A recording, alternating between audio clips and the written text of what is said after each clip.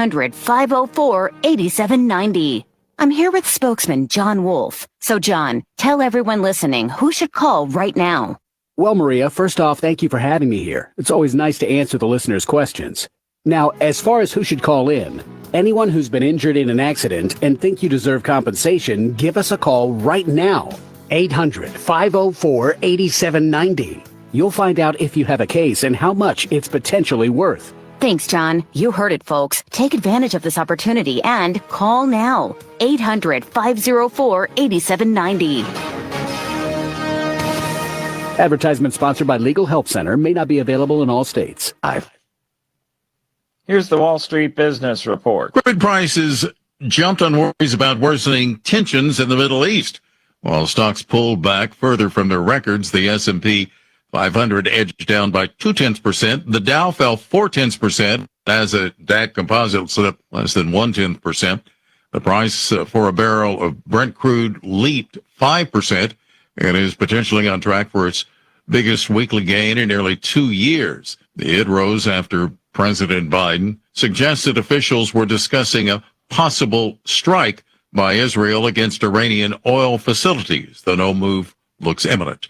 The Dow was down 185 points to close at 42,011. The Nasdaq lost 6 to 17,918.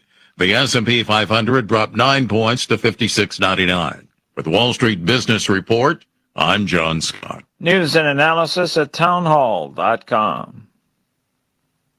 On Point Weather is made possible by our friends at Palmetto Citizens Federal Credit Union on 107 The Point. Here's tonight's forecast. Cloudy and muggy with a low dipping to 65. Tomorrow, more clouds than sunshine and a high of 83. There's a 20% chance we get a spot shower in the afternoon. For the game on Saturday, a blend of sunshine and cloud, a high temperature of 85, while Sunday, similar with a high of 83. I'm Cal Moss with your On Point local weather. WQXL Columbia, W264DF. From the Bart Fireside Studio, the solution for keeping you warm this winter. This is 107 The Point.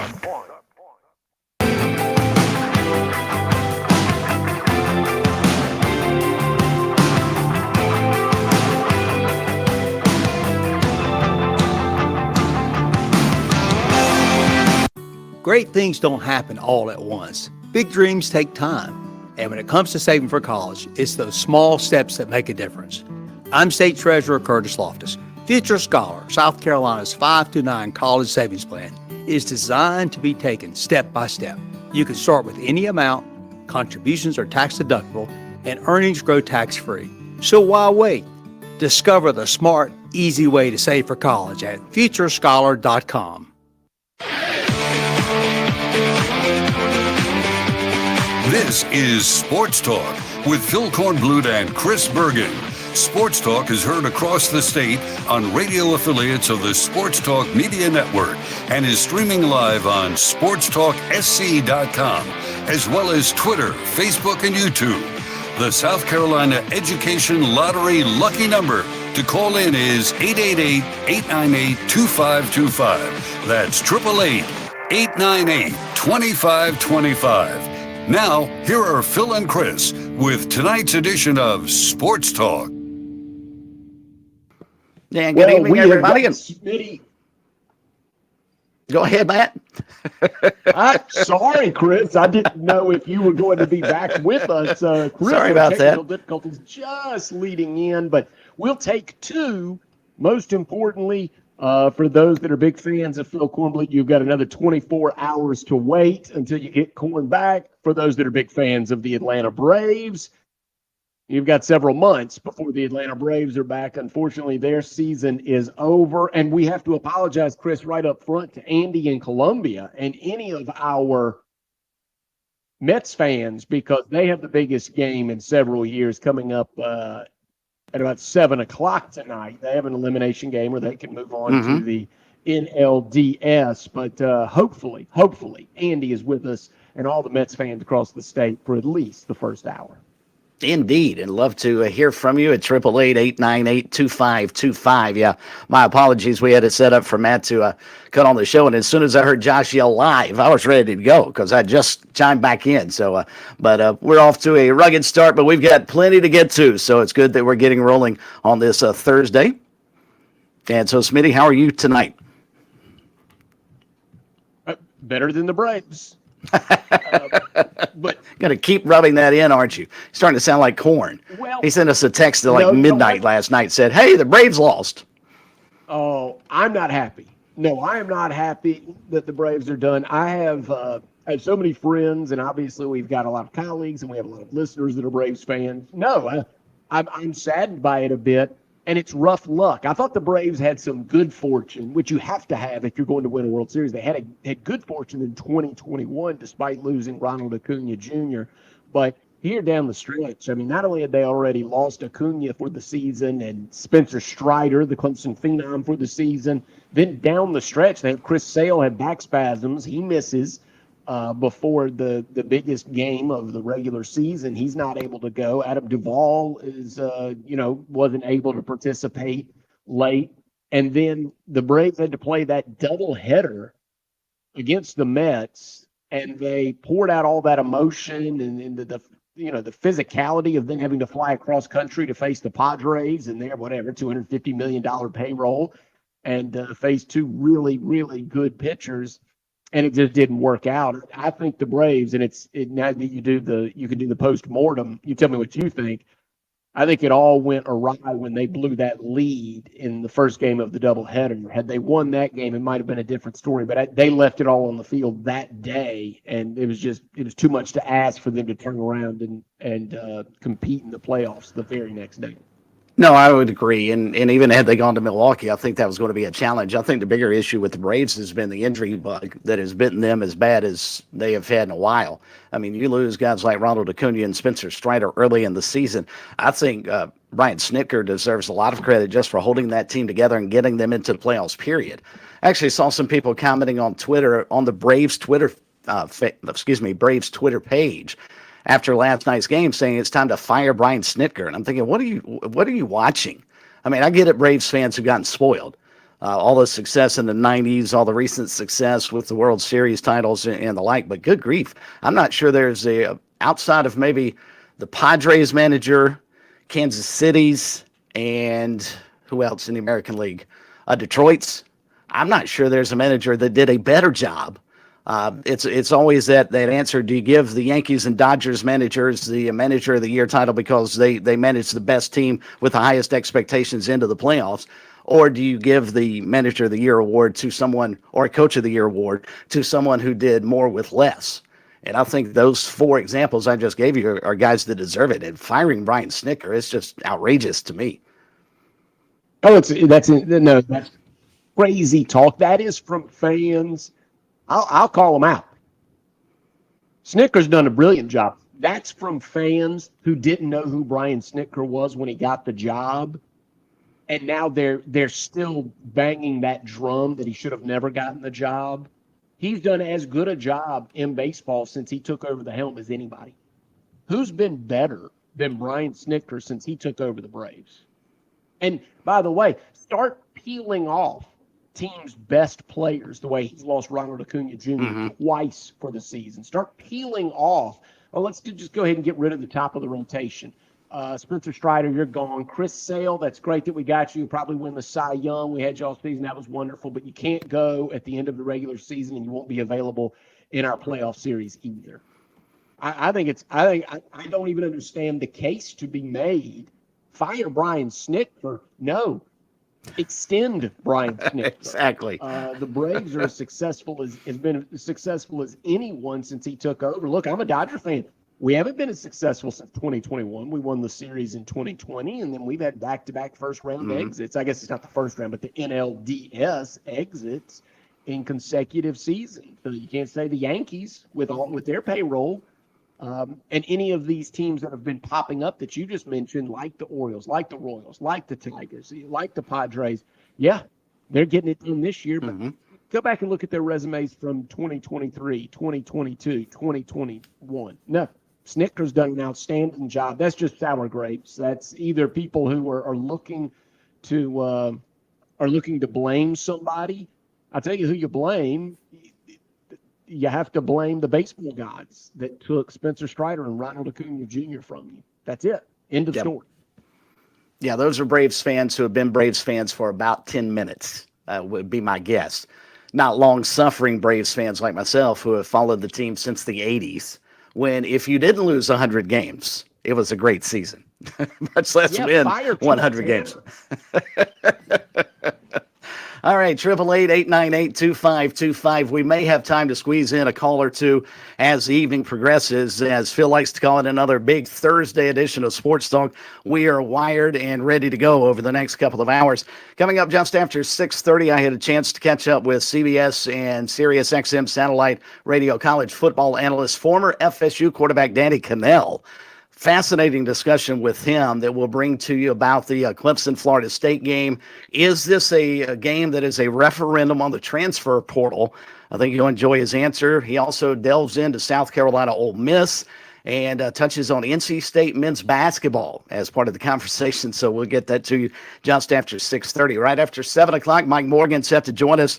Morgan on the move, 7:05. We'll discuss the Atlanta Braves and them being out of the playoffs. Look forward to the remainder of the baseball season and the postseason, and certainly talk about SEC and ACC football with Mike. 7:30, we've got the M&M boys, Will Merritt and Corey Miller.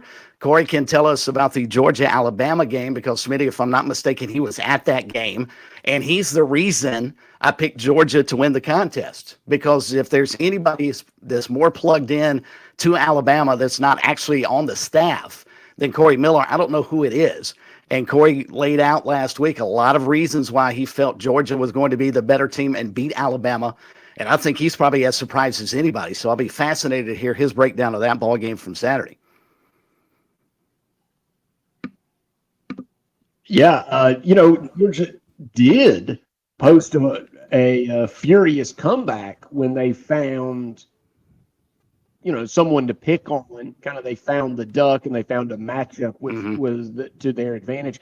I would say that if there is any knock on Kirby Smart, there hasn't been much since he took over at Georgia, as he's built Georgia into the new superpower in college football. The only knock might be sometimes his teams are a little conservative offensively, only because they want to win a certain way.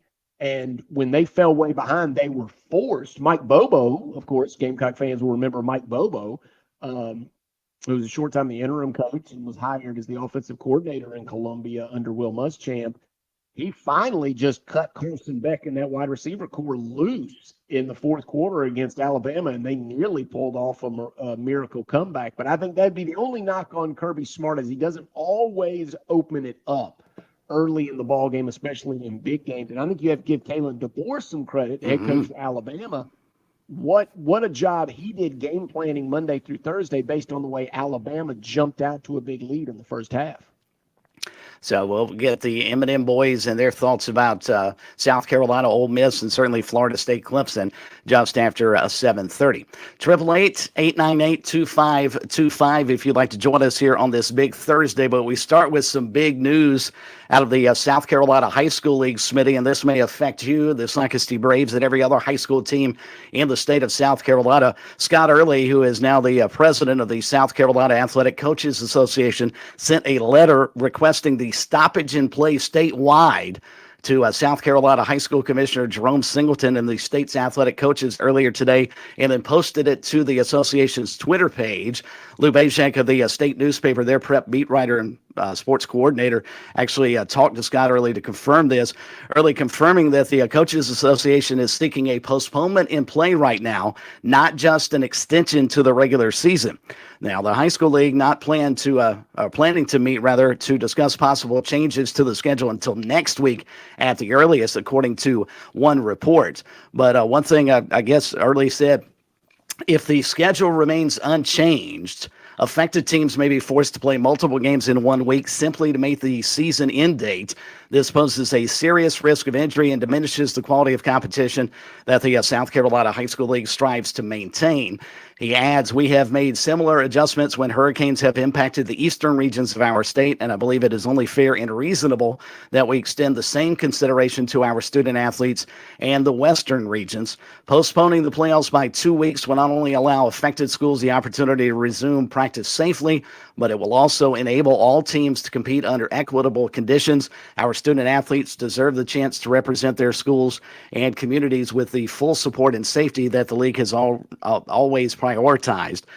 Early said he decided to send the letter on Thursday once he saw our good friend Pete Yanity at WSPA TV up in Spartanburg report that the high school league's executive committee wasn't going to meet until next week on the matter. He told the state, been waiting to hear something, but on my end, I have to represent our members and board. Just wanted to try to expedite things and offer support for people that are literally underwater. Singleton told the state earlier this week that no decision has been made on adding additional weeks to the regular season yet. He did say that suspending or pausing the season is not an option, especially for schools that will be able to play this week. Almost 20 high school football games were postponed statewide last week. Many games have already been postponed for this week, including ones in schools, involving schools in Greenville, Spartanburg, and Aiken counties, all areas that have yet to return to school or sports practices. You'll remember back in 2015, the high school league altered the statewide schedule because of flooding. 2016, Hurricane Matthew forced the season to be pushed back 2 weeks, with the state championships held in the middle of December, same day as the Shrine Bowl. High school football season in 2018 was pushed back a week because of Hurricane Florence. So, Smitty, it's clear that we can't go through, and you and I were trying to remember 2015, maybe when we had the historic flooding here in the state, there was one of those times, either that or the Matthews season in 2016, where there were some teams, especially here on the east coast of the state, that had to ultimately play 3 football games in about a 12-day span of time just to try and complete the regular season in time to start the playoffs, because we have 2 sort of definitive end dates in our state. You have the week of the North-South Touchstone Energy Bowl, and then, of course, you have the Shrine Bowl, and then the following weekend you have Christmas. So you run into a situation, if the schedule gets pushed too far into October and into November, that those dates may be affected. But on the flip side, Smitty, high school, college, or pro, there's no reasonable person that could tell you playing 3 football games in the span of 12 days is a good idea. No, I would certainly agree with what you're suggesting, Chris. So I can tell you, and I hope Luke Bays-Jack does not mind me going on the air with this, because I'm still trying to wrap my head around the way this would work, because it seems to be there are some almost the language semantics, because the question I asked to Luke Bays-Jack from the state is, we got notified about the Coaches Association proposal to suspend games for 2 weeks. Do they propose pushing the playoffs back as well? And Lou says no, propose to pause the season 2 weeks. But to me, I don't know, does that mean you skip the games? I'm still not sure. And Lou says you would pause the season, let everyone catch up what they can. And he has a story up at, I believe it's Lou. I'll look into that. I would assume it's Lou at the state. Yes, that's the one I'm reading all those quotes from. Oh, that's what you're reading. Lou's story. Well, maybe I guess I'm saying I don't understand how you pause the season for 2 weeks. I'm not certain how that works. Would everybody still play the same amount of games by the end? But obviously, this is something that's being considered or being taken very seriously. This is, Scott Early works for the Coaches Association. Mm-hmm. This is serious business.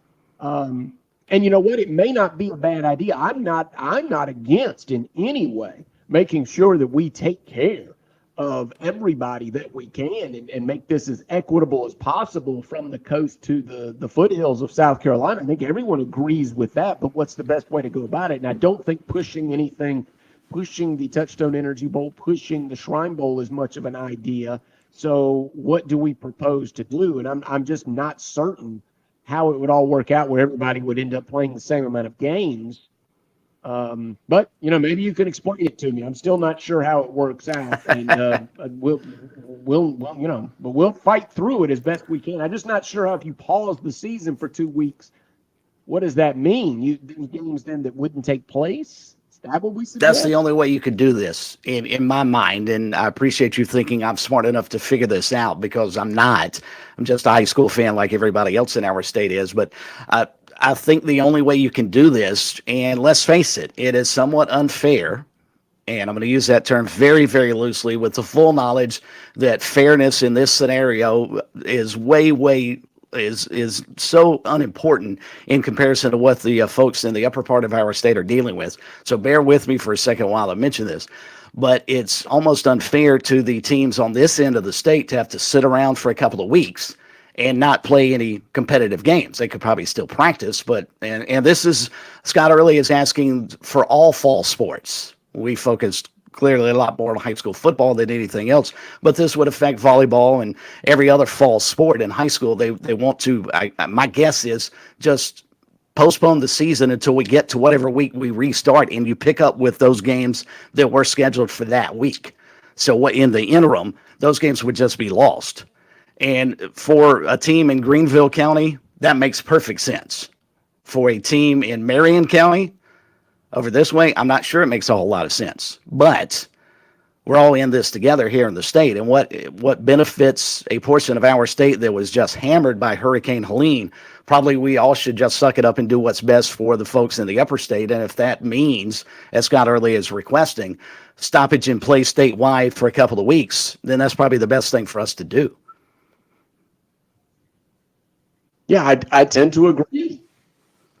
And I do agree about the equity. It's not fair for those that are still out scrambling for clean water, or whose families don't have access to electricity or be able to fuel the buses in that part of the state. They can't be expected to focus on high school football right now, or athletics of any kind. So I'm fine with all of that. Maybe there's something I'm missing, but maybe this is the right thing to do. And I say that as somebody that loves high school football, and I'm excited to be calling a game tomorrow night. Like, maybe it's the right thing to do. We'll just have to continue to investigate and continue to have smart people tell us the pitfalls, the pros and cons, weigh it all out, and then we'll see what the South Carolina High School League has to say about it.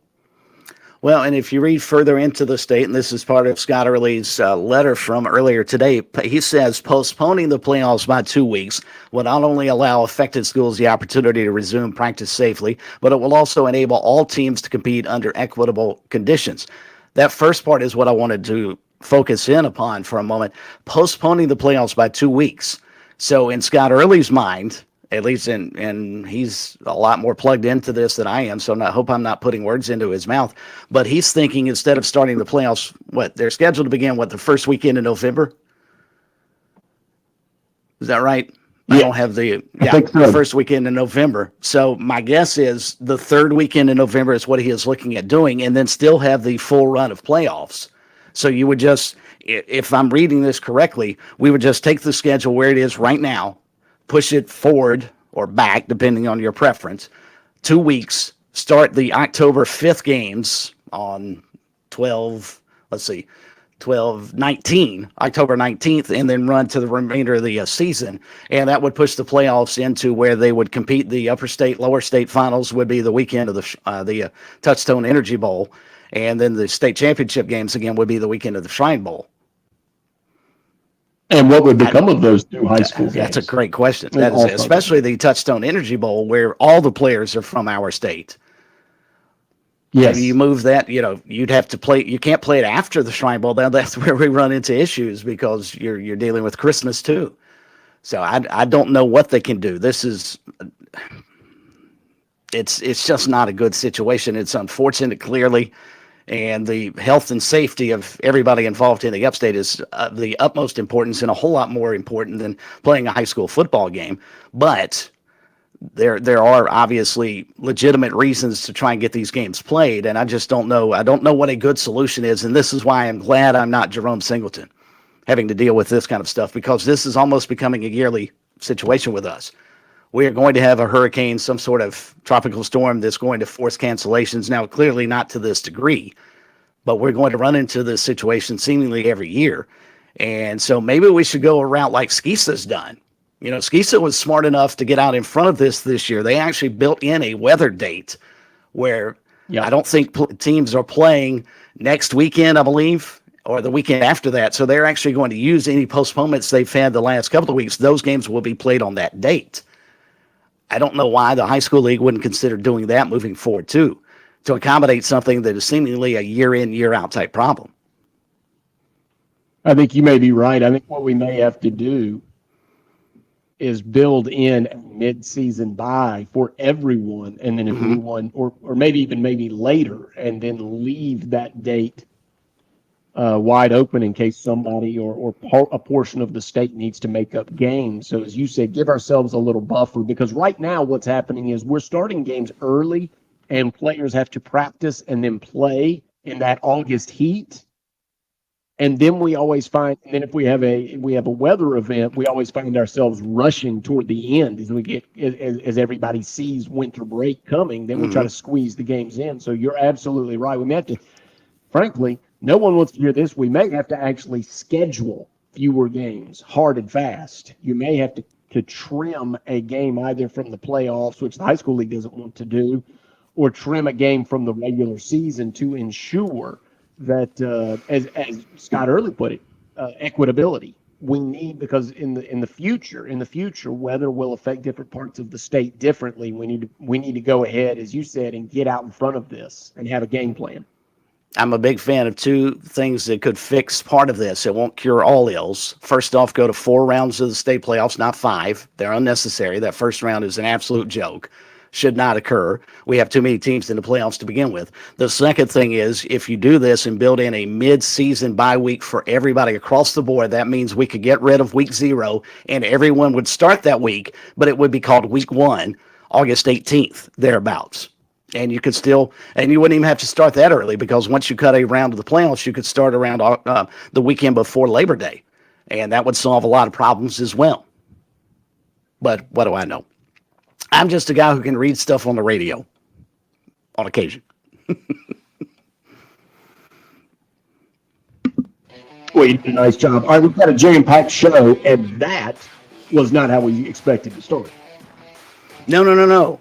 When Scott Early wrote this letter a bit earlier today, we thought that was probably the best place to start tonight, because it could affect our entire state with regards to high school football. All right, we'll slide out for a quick timeout. When we come back, conversation with Danny Cannell. Trust me, folks, you will not want to miss it. Florida State fan, Clemson fan, otherwise, you'll enjoy it. And it comes your way next here on Sports Talk. On Point Weather is made possible by our friends at Palmetto Citizens Federal Credit Union on 107 Point. Here's tonight's forecast. Cloudy and muggy with a low dipping to 65. Tomorrow, more clouds than sunshine and a high of 83. There's a 20% chance we get a spot shower in the afternoon. For the game on Saturday, a blend of sunshine and clouds, a high temperature of 85, while Sunday, similar with a high of 83. I'm Cal Moss with your On Point local weather. Hey y'all, my name's Ted from Flight Deck Restaurant. It is football at Flight Deck. We're thrilled about football season. Of course, when you're watching football, there's nothing better than wings and ice-cold adult beverages. We here at Flight Deck are offering some of the most delicious meaty wings that you'll ever wrap your lips around. Flight Deck Restaurant's got hot flamethrower wings, barbecue wings, teriyaki wings, honey mustard wings. Flight Deck will be featuring Carolina and Clemson football on all the TVs all the time. Come see some great football, enjoy great wings, and sip some ice-cold adult beverages. Flight Deck Restaurant in Lexington. Thanks y'all and God bless. With SRN News, I'm Keith Peters reporting 3 former Memphis officers have been convicted of charges of witness tampering in the 2023 fatal beating of Tyree Nichols, and 2 are acquitted of federal civil rights violations in a death that sparked national protests and calls for broad changes in policing. After a nearly month-long trial, a jury on Thursday found Tadarius Bean, Demetrius Haley, and Justin Smith guilty of witness tampering. Haley was acquitted of violating Nichols' civil rights causing death, but convicted of the lesser charge of violating his civil right causing bodily injury. 6 U.S. companies will spend at least $350 million to manufacture medical gowns to store in the Strategic National Stockpile. The purchase comes years after doctors and nurses working in hospitals found themselves without equipment. More details at srnnews.com. If you are 65 or... Here's a shocker. It gets hot in South Carolina. Seems kind of crazy that if you got a home or you got a business, you're sick of the power companies controlling you, demanding rate increases every 6 months, sick of your power bill going up. You can't even pick your power company, but you can choose Broker Solar to give you some control over that bill. Solar panels are not free like some of these stupid yard signs say. These door knockers often, well, they're scam artists. Not Broker Solar. They don't go knock doors. I told Ken I want some incentive for our Point family listeners. So purchase a system from Broker Solar. Your first solar panel is free. Look, I'm not into scare tactics, but this is an election year, and the way things are going, well, maybe it's time to stop relying on the government or these power companies. Broker Solar offers you control. Solar can save you money. These solar batteries are amazing. What a huge difference they can make. Do your homework. Online, it's brokersolar.com, or just call Ken. I trust him. I really do. You can also. 807-7417. That's 807-7417. Are you looking for free checking and free savings? Dave Ramsey here, telling you to go see my friends at Palmetto Citizens Federal Credit Union. They're not a mega bank that's so big they lose the ability to treat you as a human being. At Palmetto Citizens, you're not just a number, you're a member. Join today at any of their 14 locations or at palmettocitizens.org. Federally insured by the NCUA. Tradition and quality. That's what you get with H&J Cattle Company, where local third-generation farmers ensure you receive the finest beef in South Carolina. Our registered Hereford and Wagyu cattle are raised with sustainable practices, without growth hormones, antibiotics, or animal byproducts. Taste the difference with the highest quality beef guaranteed. Order now at hnjcattle.co or on Instagram and Facebook at hnjcattleco. Again, hnjcattle.co. Ethics meets quality. Hey gardeners, expert or beginner, come out and get your seeds and plants from Grow Your Garden with Sal this season. They're an SE certified farm offering local vegetable seedlings as well as plants and seeds. We teach you how to grow your garden even if you don't have a green thumb. Online at salslocalseed.com or visit 113 Hilltop Drive in Columbia. That's salslocalseed.com. Support your local farmers. Hun, did you see the power bill? I feel like we're trying to cool the outside with these old original windows from the house. Yeah, they are old. They let the cool air out and the hot air in. Plus, they're really ugly. I think it's time we finally get those new windows. I think we need to call Redbird Windows and Doors. Oh, you get the Miller's house up the street. I got their card when I was talking to the Millers. Here it is, Redbird Windows and Doors, 727-0561. Oh, and let's look at their website too, redbirdwindows.com. Give me that number again, please. 727-0561.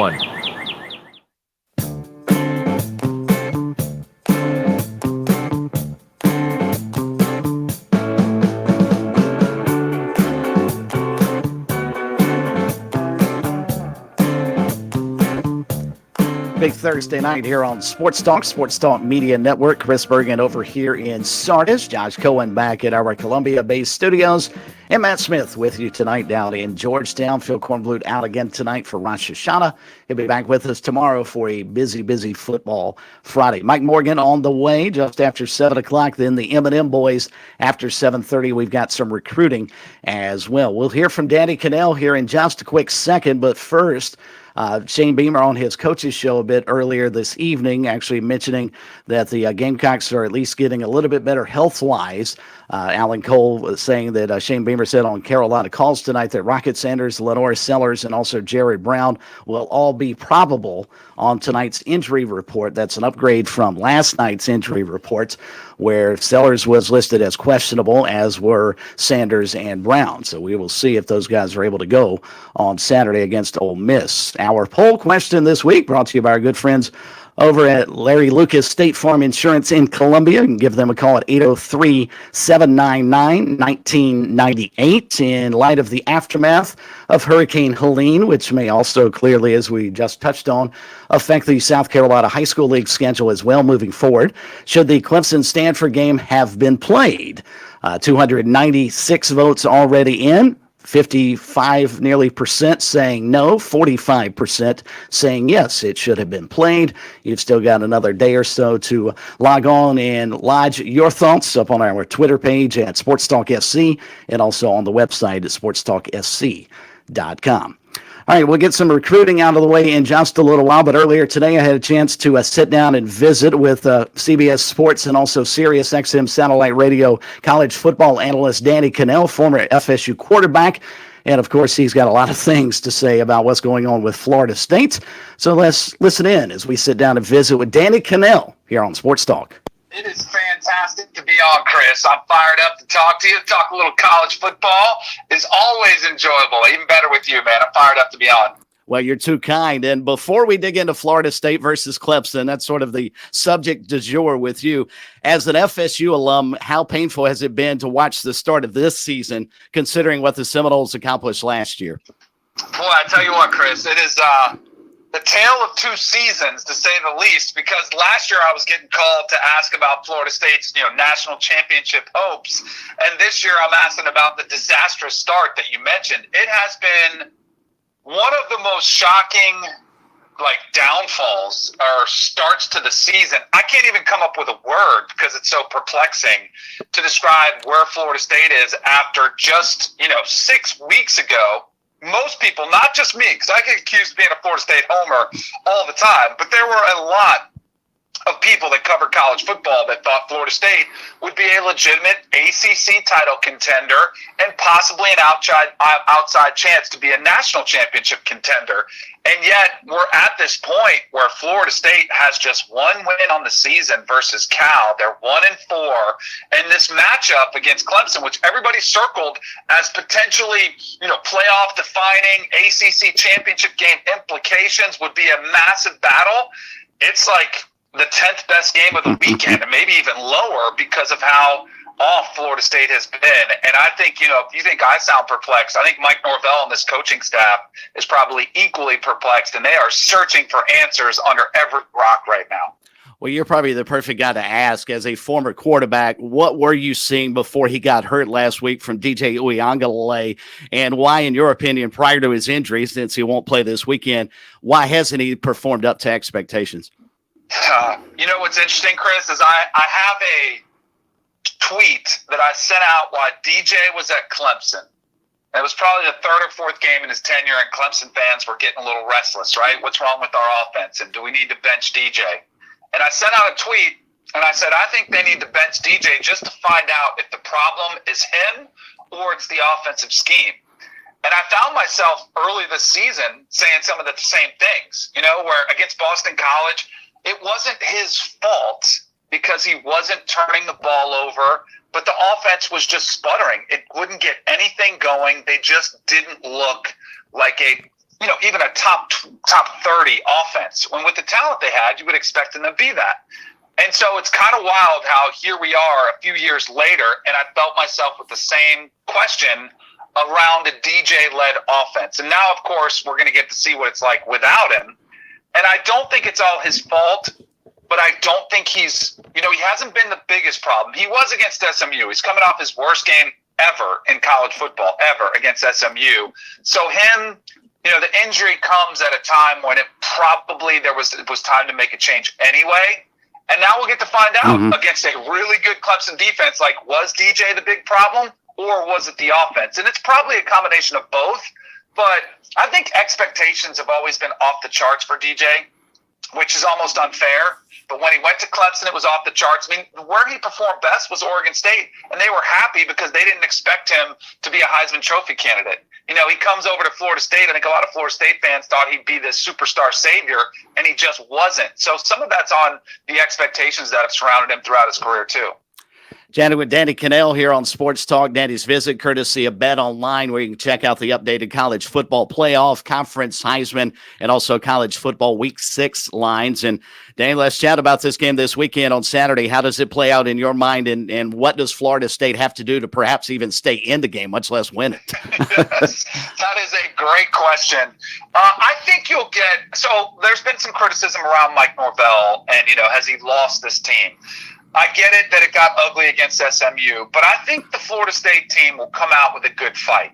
I think they'll give it their best bet. I think one of the things that Florida State has going for it in this game is that we really don't know what it's going to look like with Brock Glenn, the quarterback who's replacing DJ Uiagalelei. And I do think he's more mobile, which will really help out an offensive line, which has been struggling him. struggling, protecting the quarterback. But I think Florida State's defense is the side of the football that would keep this close. And again, you mentioned it. I am worried about this game getting out of hand because Clemson has been absolutely on fire since that game against Georgia. I mean, they're averaging 55 points a game since then. So I'm looking at Florida State's defense saying, man, can you guys hold on and not give up some of those big plays?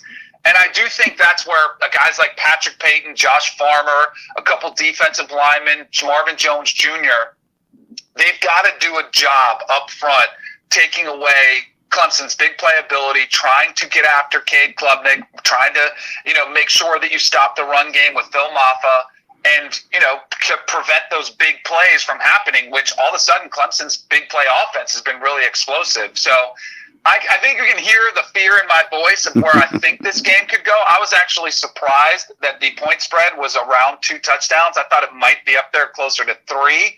But I do think that's still the odds makers looking at this Florida State roster saying, man, if they could just perform somewhere remotely close to the expectations, that this game could be interesting. But like you said, I don't know if Florida State has much of a chance to win the game outright.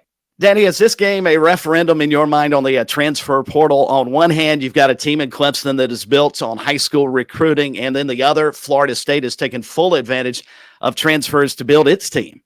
No, I don't think so, because I think what you would do if you're a portal person who says, oh, you got to hit the portal, you would just look back to Florida State season a year ago when they ran the table. You know, now this could be a referendum on culture and how if things start going sideways, sometimes that it's harder to get those guys who didn't necessarily come there to play for the name on the front of the jersey, just the name on the back, which is really what everyone's fighting against. You want team players, guys that go to really invest in a university and then see the university invest in them. That is something I have wondered about. I didn't think Florida State would have to deal with it, but there are programs that have paid a lot of money to get rosters in there, and once they are out of the playoff mix or the conference title mix, they will. You see teams shut it down. So I do think that is something.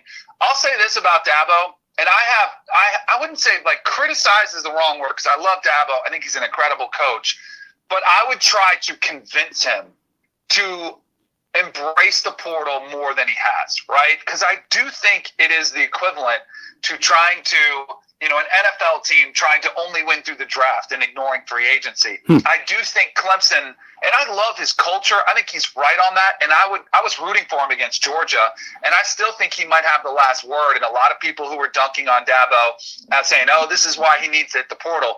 Georgia does that to a lot of teams, right? Georgia embarrasses a lot of teams. If they get hot, they can make anybody look like that. But I just wish, and it doesn't have to be 15 players, 20 players, maybe it's just 3 or 4 players that can fill holes on your roster. And I think Dabo may slowly take that approach, but I think he's got one of the best cultures in college football, which I can appreciate as somebody who was a big culture guy when I played culture at Florida State. And it is harder to develop and keep that continuity more than it's ever been in college football, and he's been able to do it. Great stuff with Danny Cannell here on Sports Talk. Danny's visit courtesy of Bet Online. And Danny, in your role with CBS and or Sirius XM satellite radio, fairly or unfairly, you've developed quite the reputation of being somewhat of an SEC hater. How would you respond to that? I am somebody who likes to keep the SEC humble. When I feel like, hey, wait a second, are we sure you're as great as we think you are? Because, I mean, there are definitely some SEC fans who feel like, there should be relegation with the NFL and that their, best teams should just roll right into the NFL. And I just say, hold on a second.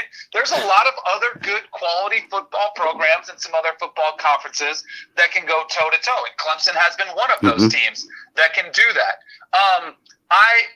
And there's no doubt that the SEC is the strongest conference in college football. Where I take issue with is the gap that I don't think is as wide as they portray, and the favorable treatment they get because they're the strongest college football conference in college football. Where if you lose in the ACC, you get dinged. I mean, you get knocked in the top 25. The way analysts talk about you as, oh, how dare you lose to that team? Like, can you imagine? For Miami against Virginia Tech, when Miami almost lost, they didn't even lose. They almost lost to Virginia Tech. And the narrative was, oh, I can't believe Miami. They must not be legitimate national title contenders. And Virginia Tech, that's not even a good team. When Ole Miss loses to Kentucky, the national narrative is, man, Kentucky's so good. Look how deep the SEC is. Ole Miss will be fine, but that a Kentucky team, boy, are they strong. Those types of narratives are what I try to push back against, because it's already hard enough to compete in the ACC and try to get playoff spots and bowl appearances and things like that. But when you are fighting that uphill battle and they get more credit for wins and less credit for losses, that's probably one thing that bothers me the most. I think that's probably fair. And with that being said, how do you see Ole Miss bouncing back, or how does South Carolina maybe take advantage and momentum from that Kentucky win a couple of weeks ago this weekend? Oh, I tell you what, this game is really intriguing to me because Ole Miss showed some vulnerability at home against Kentucky, and Kentucky's defense was really the surprise of the game. When they were able to confuse Jackson Dart, he looked rattled. Now you have to go into one of the most underrated environments in college football in Columbia. You know the crowd's going to be fired up. They're off to a really good start, and this is an opportunity for them to have a massive win that they could put under their belt after going toe-to-toe with LSU and coming up just short. Kyle Kennard and Dylan Stewart, the two edge rushers, those are the guys that I think have to step up and have huge games in this one. Lenore Sellers, the quarterback, coming back off the injury, he's dynamic. He can't turn the football over against a team like this. But I think this game is going to be competitive. I actually like South Carolina, maybe not to win, but similar what they did against LSU. I think this game will be close. I think it would be a game that probably comes down to the fourth quarter, and I think it's going to be an absolutely unbelievable environment there in South Carolina.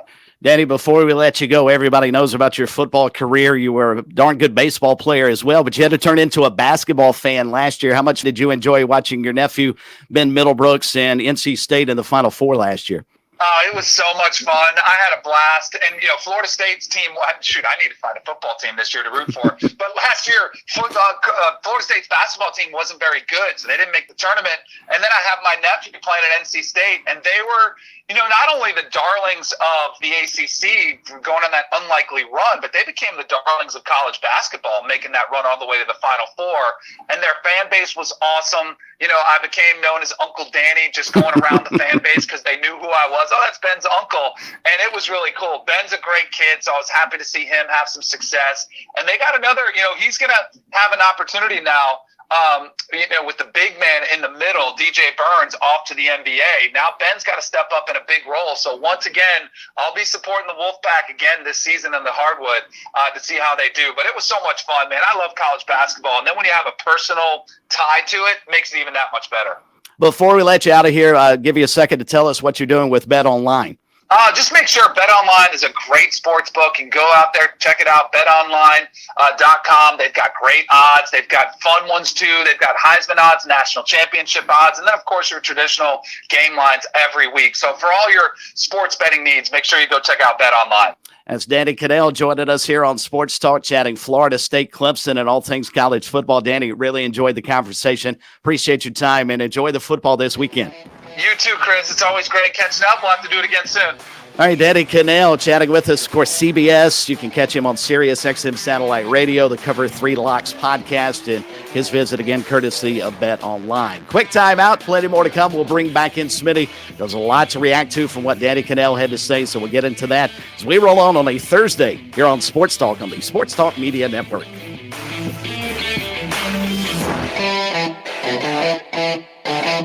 There's a lot of things we take for granted in our lives. Your home's AC will run cool. Your drive-through coffee will be hot. And the car will start when time to take to school. It's when things don't go as planned that you start thinking about who to call and where to turn. The good thing is, you can prepare for life's most difficult days by calling the Larry Lucas Agency today. Larry is a State Farm agent that has been taking care of people across South Carolina for more than 2 decades. You probably have insurance, but switching is easy, and bundling can save you hundreds or more. Most importantly, the Larry Lucas Agency can help you choose the protection you want at the price you want. All backed by South Carolina's #1 home and auto insurance company. Visit LarryLucasAgency.com today or give Larry a call at 803-79-1998. Like a good neighbor, Larry Lucas State Farm is there. Great things don't happen all at once. Big dreams take time. And when it comes to saving for college, it's those small steps that make a difference. I'm State Treasurer Curtis Loftus. Future Scholar, South Carolina's 5-9 college savings plan, is designed to be taken step by step. You can start with any amount, contributions are tax deductible, and earnings grow tax-free. So why wait? Discover the smart, easy way to save for college at futurescholar.com. I'm attorney Jim Corbett. I'm not a case manager. I'm a lawyer for over 35 years. I don't charge 40% for your injury in your wreck case or any on-the-job injury. Call 803-765-2968 and ask for Jim Corbett or email me, jim@jimcorbettattorney.com, for the experience of a lawyer handling your injury case. Jim Corbett, 803-765-2968. Jim@jimcorbettattorney.com. Put 35 years of experience to work on your injury case. The South Carolina Education Lottery has a new rolling jackpot, and trust me, our state hasn't seen anything this big before. How big? Harbortown Lighthouse big? Bigger. Bigger than the Ravenel Bridge? Even bigger. Not bigger than Table Rock. With this new rolling jackpot, Palmetto Cash 5 is officially too big to ignore. Palmetto Cash 5 draws nightly, so play today. Check if your numbers are winners in the Players Club app or at SCEducationLottery.com. Overall odds are 1 in 10. Top prize odds are 1 in 850,668. Touchstone Energy cooperative members save more on electricity, and members save more on insurance, groceries, healthcare, restaurants, travel, concerts, and sporting events through co-op connections. Touchstone Energy is an alliance of the member-owned electric cooperatives, and as a member, the power is yours. Experience the power of co-op membership with Touchstone Energy and find out how much you can save on electricity and a whole lot more at touchstoneenergy.com. George Bryant here for Tsunami Bar Sports, and some say the fun is in the winning. I say the fun is in the training. And Tsunami Robbie, what do you say? George, we all know you get more done having fun. This technology is different, it's engaging, but it's also a lot of fun to use. Hi, this is Phil Kornblut. Be sure to click on the digital ad on SportsTalkSC.com and get 5% off any Tsunami Bar order using promo code BBB5. Don't wait, order today. Hey, your Sergeant Barrow, while to break the spell of aging. Celebrity skin, is this your chin or is that war you're waging? Big Thursday night here on Sports Talk.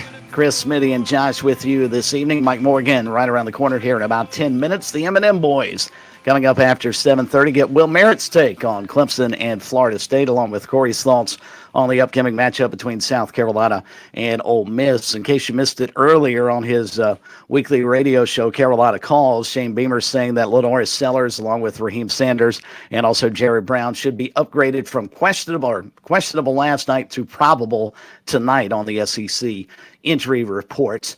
And Smitty, I was thinking about this morning when we saw the injury report come out yesterday. What's the harm of just putting everybody on the injury report? I mean, coaches don't want to let the opponent know anything about injuries, so just put everybody on there.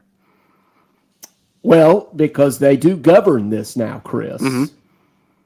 And they can fine you. But if you list everybody there as probable, then unless you're obviously out, you're within the boundaries of the law, right?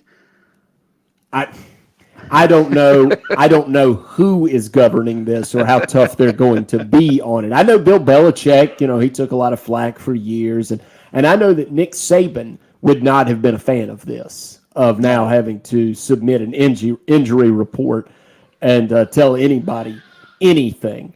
But anyway, I'll tell you, Raheem Sanders and Lenore Sellers better be better than probable for the Gamecocks. They had better come out, and the fact that they got that additional week, they need to be well rested.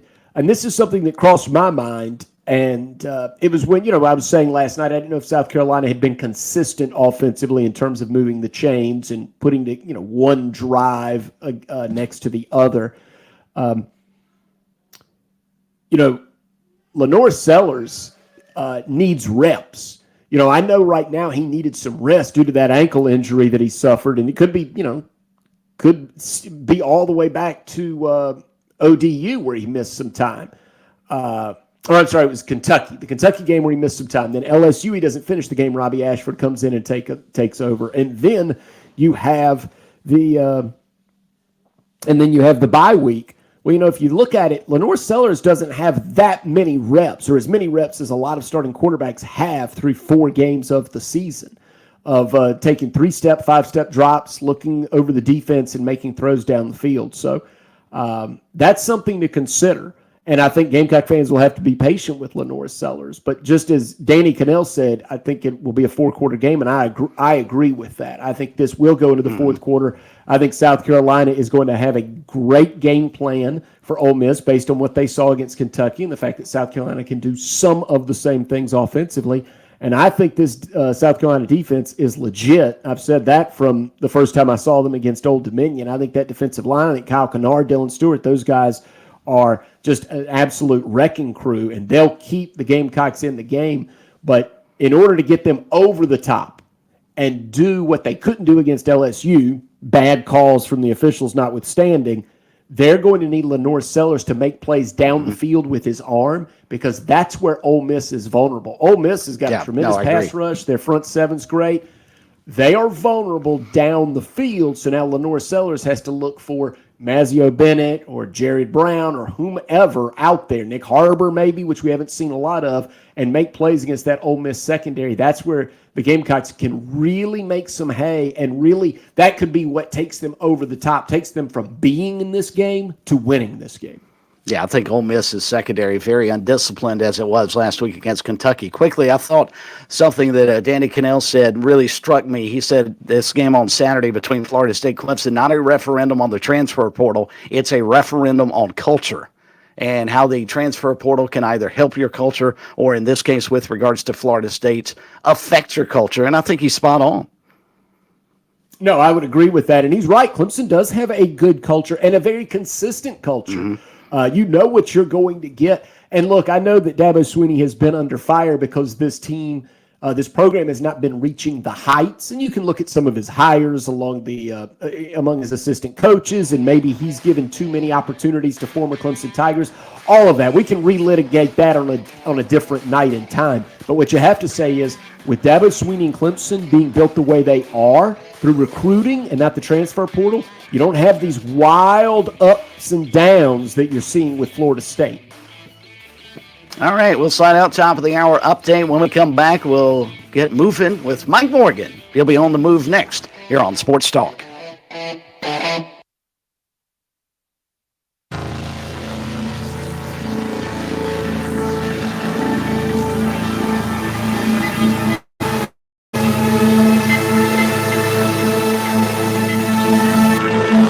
WQXL Columbia, W264DF. From the Bart Fireside Studio, the solution for keeping you warm this winter. This is 107 The Point. News this hour from townhall.com. I'm Keith Peters reporting. The Israeli military has warned people to evacuate cities and other communities in southern Lebanon. The U.S. is organizing flights out of Lebanon to help evacuate its citizens. State Department spokesman Matthew Miller says the U.S. is trying to make leaving Lebanon affordable. The most that any American will pay for a seat on those flights is $283. And if they can't afford $283, we will provide them a loan from the U.S. government for the cost of that ticket on board one of the flights that we have organized. So we would urge any American citizen who wants to leave to take the advice that we are offering to register with our website, and we will reach out to them about flights that are available and work with them to try to get them on a flight they can afford. So far, about 250 Americans and their family members have departed Lebanon this week on 2 flights organized by the U.S.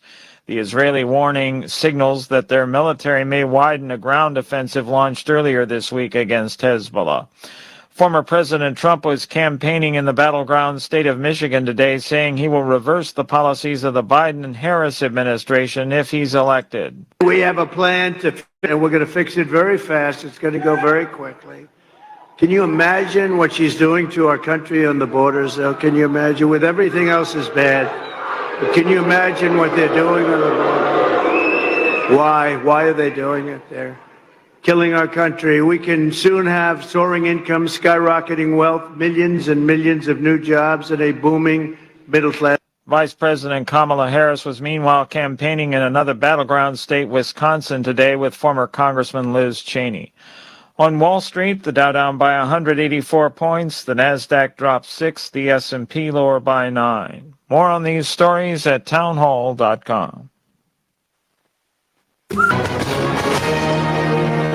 Hi, everyone. If you've been injured in an accident that was not your fault, listen up. We have legal professionals standing by to answer your questions for free. Call now and find out if you have a case and how much it's potentially worth. Call 800-504-8790. I'm here with spokesman John Wolf. So, John, tell everyone listening who should call right now. Well, Maria, first off, thank you for having me here. It's always nice to answer the listeners' questions. Now, as far as who should call in, anyone who's been injured in an accident and think you deserve compensation, give us a call right now. 800-504-8790. You'll find out if you have a case and how much it's potentially worth. Thanks, John. You heard it, folks. Take advantage of this opportunity and call now. 800-504-8790. Advertisement sponsored by Legal Help Center, may not be available in all states. Russell. Florida Senator Rick Scott has a commanding lead against the Democrat hoping to flip his Senate seat in November. Bob Agnew reports. A poll by Neapolitan News Service shows Senator Scott with a 6-point lead over Representative Debbie Mercosel Powell. Scott has accused his opponent of trying to portray herself as moderate, despite what he says has been an extreme leftist voting record during her time in the House. The same survey shows former President Trump leading Kamala Harris by 2 points, 50 to 48% among Florida voters. Bob Agnew reporting. A federal judge in Missouri put a temporary hold on President Biden's student loan cancellation plan on Thursday, slamming the door on hope it would move forward after another judge allowed a pause to expire. Just as it briefly appeared the Biden administration would have a window to push its plan forward, U.S. District Judge Matthew Shelp in Missouri quickly granted an injunction blocking any widespread cancellation. News and analysis at townhall.com. On Point Weather is made possible by our friends at Palmetto Citizens Federal Credit Union on 107 The Point. Here's tonight's forecast. Cloudy and muggy with a low dipping to 65. Tomorrow, more clouds than sunshine and a high of 83. There's a 20% chance we get a spot shower in the afternoon. On Saturday, a blend of sunshine and clouds, a high temperature of 85, while Sunday, similar with a high of 83. I'm Cal Moss with your On Point local weather. WQXL Columbia, W264DF. From the Bart Fireside Studio, the solution for keeping you warm this winter. This is 107 The Point.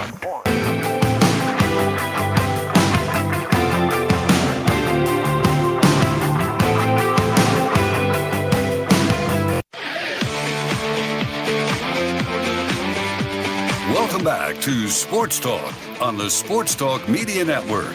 You can reach the guys with the South Carolina Education Lottery lucky number, 888-898-2525. That's 888-898-2525. Now back to Phil and Chris with the second hour of Sports Talk on the Sports Talk Media Network. Yes, we are. A big Thursday edition of Sports Talk Media Network. Phil Kornblut has the night off. Chris Bergen here in Sardis. Meantime, Josh Cohen back home in Columbia. And Matt Smith pinch hitting again tonight for Korn. He is down in our Georgetown studios. If you missed the opening hour of the program, a lot of fun. Heard from Danny Cannell, current college football analyst, former Florida State quarterback, about the matchup between the Tigers and Seminoles. Also got his thoughts on Ole Miss and South Carolina. We'll do likewise coming up in just a bit with Mike Morgan. Also a little bit later on this hour with the M&M boys, Will Merritt and Corey Miller. Also the lead story of the day.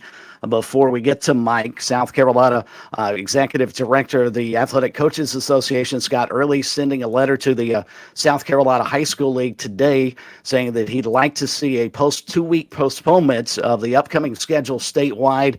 That is not just for football, that is all for all fall sports. He says if the schedule remains unchanged, affected teams may be forced to play multiple games in 1 week simply to meet the season end date. Postponing the playoffs by 2 weeks will not only allow allow affected schools the opportunity to resume practice safely, but it will also enable all teams to compete under equitable conditions. David Shelton will be with us tomorrow night when we get ready for what, at least right now, is somewhat a full schedule. Not everybody's going to play tomorrow night, but we'll get David's thoughts on that tomorrow on the program. But without any further ado, he is back, and we're glad to have him. It's time to go moving with Mike Morgan on the move. Oh, appliances, we can't live without them, and eventually we have to replace them, but we don't have to pay more for the new ones. Not with Carolina Discount Appliances. Do you want to go and shop at a bunch of retail stores and determine which one has the lowest overpriced item? Me neither. That's why my first call is always Carolina Discount Appliances. The philosophy is simple. No retail prices. None. It might have a scratch or a ding, but overall it's new and will cost you much less than what you're going to pay anywhere else. So if you need a refrigerator, washer, dryer, stove, range, or microwave, they've got you covered. But for less money. Same brands, same appliances, less money. And Carolina Discount Appliances is the home of the $40 down. Take it home today. No credit needed payment options. Regardless, Sherry has you covered. Call today, 803-770-3008. That's 770-3008. No matter where you're located, same number, same person, Sherry at Carolina Discount Appliances, 803-770-3008. It saved me money. It'll do the same for you. Sponsored by Love Chevrolet, South Carolina's #1 volume Chevy dealer. Don't let the summer of savings pass you by. I-26 at Harbison and at lovechevy.com. Together, let's drive. All right, time for Mike Morgan and Morgan on the Move. Mike, we thought it was much better, since Corn's not here, for you to introduce yourself. Man, you did a much, much better job than he ever has. Well, that's certainly the case. It's kind of a low bar, but yes, absolutely. Good to talk to you guys. I'm still in debt on a thank you, Phil and Josh there. Actually, as I was struggling with my voice a couple weeks ago, sent me soup to my home in Atlanta. I did not expect that at all, but here I am, healthy again, and thankful for that. So yet another life saved by Sports Talk. Well, you are quite welcome. We felt really bad for you, and if you had any idea how difficult it was for Phil, first off, to track down, without getting in touch with you, track down your address to make sure we were sending it to the right Mike in Atlanta, and then also for Josh to be able to find somebody who would deliver soup at about 9 o'clock around the corner from where you were. It was a lot of work, but well worth it. I think Phil went on White Pages, so if you have any idea. I think he even paid for a subscription too. Now I'm very concerned about who got my Jack Daniels in Atlanta. I guess you didn't get that, Mike. That I didn't get, no. Unfortunately not. Mike, we'll get into the college football scene in just a couple of seconds, but wanted to recap the Atlanta Braves season with them being bounced from the playoffs last night by San Diego. I can't imagine it was a huge surprise they didn't get out of the wild card round, but overall, considering what they had to deal with, I mean, I would think you termed this a successful season for them. Well, considering everything they went through, to make it to a 7th straight postseason is obviously a heck of an accomplishment, but the final death nail was when Chris Sale was unavailable. And I had started hearing whispers of that behind the scenes for the last week or so. They had downplayed the injury, and it just didn't seem like it. And if I were to second guess one and one only thing, it would be I didn't think Chris Sale needed to throw whatever it was, 180 innings or so this year. I thought they would give him occasional starts off. He has a track record. It's been 5 years since he's really been able to pitch without being injured. And look, he's going to win the Cy Young. It's hard to second guess that, but my fear was that he could run out of gas. And he, whether you want to say he ran out of gas or an untimely injury, but those things seem to coincide when you've got a track record of that and when you pitch a certain amount of innings and a certain amount of starts. So I never thought he was going to throw as many games as he did, and unfortunately he was unavailable in the postseason. And I just think that, combined with all the other injuries, kind of spelled the end of the Braves' chances of making a postseason run. Meantime, in the American League, how big a shock is it that we have Detroit and also Kansas City advancing out of the opening round? Well, both those have been remarkable stories. Remarkable stories. You would have won a lot of money if you bet on that at the beginning of the year. If I'm not mistaken, the Royals lost 100 games last year. It was unexpected, but that is something that I will say this about baseball. You do still have some unpredictability. There's always a story like this, especially in an expanded wild card format. You do have a couple of teams every year that really nobody seemed to have expected to make it this far. So it's a terrific story on both ends. And if you go back to last year, let's not forget Diamondbacks, Texas Rangers, right? Yeah. I mean, it's nobody saw that coming either. So, as much as we live in a Yankees, Dodgers, who can spend $100 million more than everybody else world, baseball can still be a little bit unpredictable. And the final spot in the divisional series will be finalized after tonight. They are underway in Milwaukee, scoreless, top of the first. Mets have a runner at second base and nobody out. All right, let's flip over to college football. Mike, first off, the open dates, probably a big deal for the Gamecocks. How do they handle Saturday's game with Ole Miss coming off, I think, a surprising loss to Kentucky at home? I think it's going to be a great game. It's one I had circled before the year started. Obviously, even more so now. You're coming off a bye week. Lenora Sellers, hopefully healthy, certainly back, according to Shane Beamer. And, between if you got a healthy Lenoris and a healthy Rocket Sanders, and I use the term healthy relatively speaking, I'm not sure many guys are 100%, and I don't think those guys are 100%, but if they're good enough to be effective, I think Carolina's got a chance to make it very interesting on Saturday.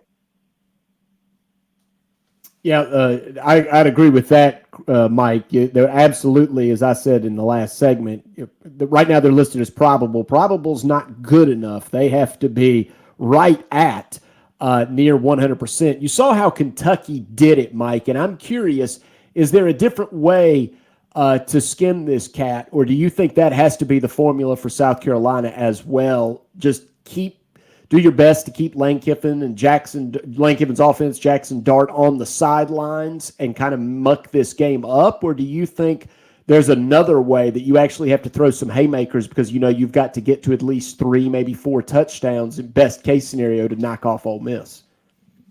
Yeah, I don't know if it's a muck it up type of game, and I think the key in the Kentucky game, and look, this is what Mark Stoops does. I know he gets criticized a lot for having a boring offense and being conservative, and when I say criticized, I mean by his own fan base. But he wins games like that, and he's won a bunch of them. They nearly doubled up Ole Miss in time of possession. So you got an explosive offense, and they certainly do, and they put up some numbers. Particularly their stud wide receiver. I'm not talking about Juice Wells, but they still were not on the field enough to overcome what Kentucky did. And of course, they had help. They had a big time 4th down and 8 at their own 20-yard line, and they hit a go route. That's un-Stoops like, and that's uncharacteristic of a team that's supposed to have a good defense, which Ole Miss is supposed to. So a lot of things had to go right for Kentucky to win and Ole Miss to lose. I think overall Carolina's defense, they're as imposing as Kentucky's is. I think they can get after the quarterback, maybe even a little better than Kentucky's did. At some point, though, you are going to have to make plays on offense, score points. And I do think you can't become too one-dimensional. I mean, Lenora Sellers is still going to have to make plays in the passing game. You're not just going to beat them ground and pound. If you go back to the LSU game, there were some big pass plays. The Kentucky game, there were some big pass plays. You're going to have that against Ole Miss as well, in my estimation, if you're going to beat this team. Mike Morgan on the move with us here on a Thursday night, big Thursday edition of Sports Talk. And Mike could not talk SEC football this week without getting your impressions and takeaways from Georgia, Alabama. I about went to bed at halftime because I thought it was going to be an absolute rout, and it was in the opening half. Glad I stayed up to watch Georgia's comeback. But what has the buzz been around in Georgia about the way the Bulldogs played that ball game? Well, I mean, disappointed that it ended the way it did, but overall, it's a phenomenal game. But Georgia fans are used to this. Alabama, going back to Nick Saban, had their number, and then the question was Kalen DeBoer going to be able to continue that? Well, so far, DeBoer 1-0 against Kirby. But look, that's hardly an unpardonable sin, losing in Tuscaloosa against an Alabama team that is really, really good. A 17-year-old wide receiver that is an alien, and Jalen Milroe, I can tell you as a Heisman voter, Jalen Milroe would be my leading candidate right now. So, I mean, it was not the kind of game I expected. I did not think that you would see 41-34, but I'm not surprised Alabama won it, and I won't be surprised if Georgia makes the playoff and is still a team that's going to be a contender. Glad you brought up Heisman voting. I wanted to get your impression. How big a factor is Travis Hunter, do you believe, in Colorado? Plays both ways, plays virtually every snap for them. As good as he is, does his team have to make the playoffs to provide him with the legitimate background to be a Heisman winner? All in the eyes of the voter. And look, there are going to be some people, just like there were.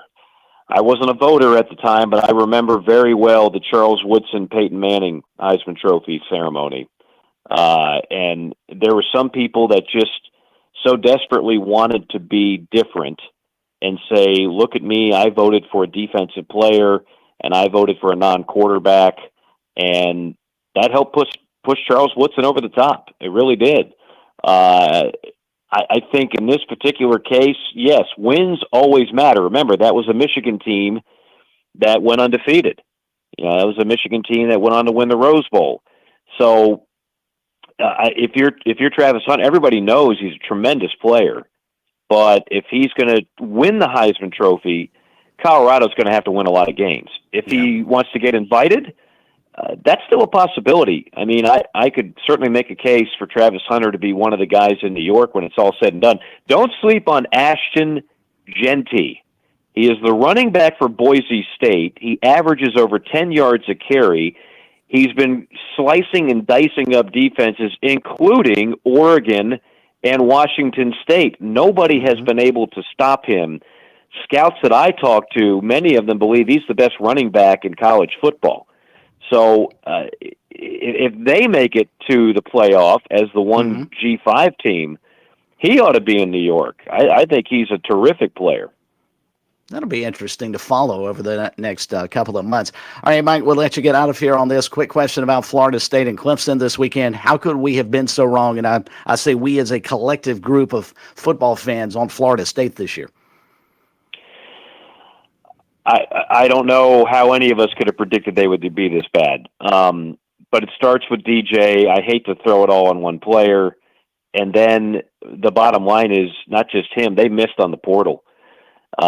You can look at the portal in a number of ways. Ole Miss is a portal program. It's worked for them.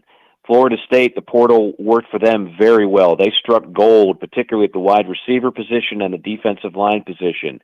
This year, it's been a lot of swing and miss, a lot of bad quarterback play, and watching the second half of that Florida State SMU game, that's a team that flat out quit, and that's a problem. Mike, as always, we appreciate the time. Glad the soup was helpful and got you feeling better. Yes. Thankfully, no one said no soup for you. I actually got my soup. Thank you. You are quite welcome. You got a game this weekend? I've got an NFL game. I am looking forward to actually headed out to Cincinnati. I've got Ravens-Bengals. So I actually had the Ravens last year against the Browns, and Lamar Jackson threw a key pick six, and Cleveland actually wound up winning that game. Deshaun Watson, that was his last game before being out for the year. Maybe I'm bad luck for Lamar Jackson and company. I don't know, but we'll see. Joe Burrow and the Bengals have not been nearly the same. I know they finally got a win, but they're a far cry from where they were in the Super Bowl in just his second year. Well, have fun with that one. Good luck with the call, and we will catch back up with you next week. Okay, thanks, guys. All right, that's Mike Morgan. Morgan on the move every Thursday here on Sports Talk. Always a lot of fun, and I'm glad the soup helped. Josh, well done on getting him soup. Thank you. He may be the only person in the history of Sports Talk to ever thank us for soup. So, well done, He Mike. says we saved his life, so, I take credit. All right, speaking of food, we've got Seawells on the brain. We'll do a little recruiting next here on Sports Talk. Your home is where your memories live. It's where you laugh and where you love. We understand the importance of the valuables under your roof, tangible and intangible alike. So no matter what's around the corner, we'll offer you and your family the support that's made Farm Bureau Insurance a trusted name for nearly 70 years. You deserve more. You deserve a promise. Learn more at scfbins.com. Call me, Alex Satterfield, at 803-749-9171 for all of your Midlands insurance needs. In Columbia, South Carolina, game days are our specialty. Whether you're watching the game from inside the stadium or from the big screen at your favorite local spot, the energy remains the same. Craft the perfect fall Saturday in a city where there is plenty of action on and off the field.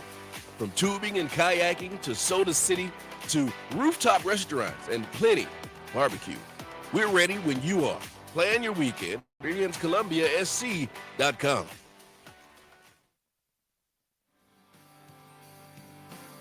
Hi, this is Billy Downer from the South Carolina Department of Natural Resources. Are you looking for a safe place to shoot your rifle or handgun? Did you know that the South Carolina Department of Natural Resources operates 4 manned ranges across the state in Pickens County, Spartanburg County, Richland County, and Charleston County? For more information on our public ranges, visit dnr.sc.gov/shooting. Set your youth up for a lifetime of financial success with Smart Start from Founders Federal Credit Union. Smart Start products and educational resources help teach kids and teens the basics of saving, budgeting, and Smart Start. Help them learn smart money skills to jumpstart their financial journey with Smart Start savings, debit, certificates, and educational resources. Learn more at foundersfcu.com/smartstart. Federally insured by NCUA. Membership qualification required. Terms and conditions apply.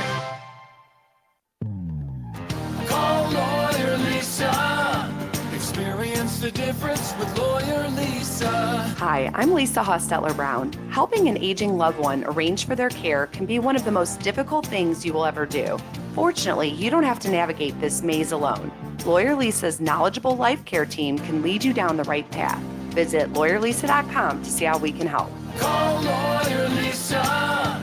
Experience the difference with Lawyer Lisa. 7511 St. Andrews Road, Irmo, South Carolina. South Carolina's taste buds have spoken, and they're asking for beef. There are more than 7,800 farms raising cattle from pasture to plate in the Palmetto State. So whether it's steaks on the grill before the big game, sirloin medallions plated for date night, or burgers with a family, make sure beef is a part of your playbook this football season. Smoked, grilled, and slow roasted. Find the best way to enjoy your beef at sccattle.org. Beef. It's what's for dinner in South Carolina. Funded by the South Carolina Beef Council, part of the Beef Checkoff program. You've put in the work for your education. The extra early, extra late, extra work. That's because you understand education opens doors to better pay, better opportunities, and a better you. Being educated about playing the lottery is no different. It helps you be a better player, one who knows when to play and when to take a rain check. The lottery's a game, so let's keep it fun. Learn more at sceducationlottery.com/betteryou. Touchstone Energy Cooperative members save more on electricity, and members save more on insurance, groceries, healthcare, restaurants, travel, concerts, and sporting events through Co-op Connections. Touchstone Energy is an alliance of the member-owned electric cooperatives, and as a member, the power is yours. Experience the power of co-op membership with Touchstone Energy and find out how much you can save on electricity and a whole lot more at touchstoneenergy.com. In a dancing. New hits, new seats, no hit story. And you just can't fake that, so let's change that. Girl, let's go put some miles on it. Back of the Chevy with the engine. So, yeah, big Thursday night here on Sports Talk Media Network. The M&M Boys coming up in just a bit. Big thank you to Mike Morgan on the move. Seawell's recruiting coming up in mere seconds, but first, I know a lot of you would like to get away, and especially this week in particular, if you're living in the upstate, might want to get away for a vacation. Well, James Smith Realty is the perfect locale for you. If you have internet service, Paulie'sVacationRentals.com. Pawleys Island, perfect place along, Georgetown all the way up the Strand. Jimmy Smith can help you. Call him today, or actually wait until in the morning, 843-237-4246. That's 843-237-4246 for your perfect beach getaway. And after the week that we've all been through, especially those of you in the upstate, might not be a bad idea to give Jimmy a call for sure. And now, the Sports Talk Recruiting Report is sponsored by Seawell's Catering. And now it's time to do a little Seawell's recruiting. And Josh, we all know what tomorrow is. Perfect way to wrap up the week. Roast Beef Friday! Indeed. Got Southern fried chicken, smoked sausage with peppers, and of course, roast beef. That rounds out a good week.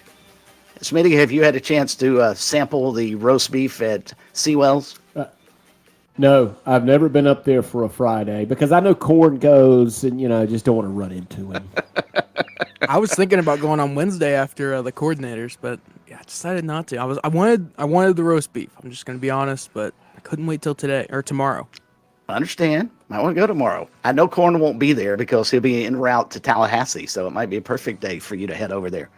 And all of you, head over to Seawell's, check out their daily luncheon buffet, best buffet on the planet. And then also, if you're interested in catering and the like, SeawellsCateringSC.com is the place to check out. Time for recruiting. And during his open week last week, South Carolina head coach Shane Beamer took a day to hit the recruiting trail all around the state. He made several stops, with one being to Northwestern High School. There he checked in on 2026 target safety Tamarian Watkins. The season has been going very well for Watkins and the undefeated Trojans.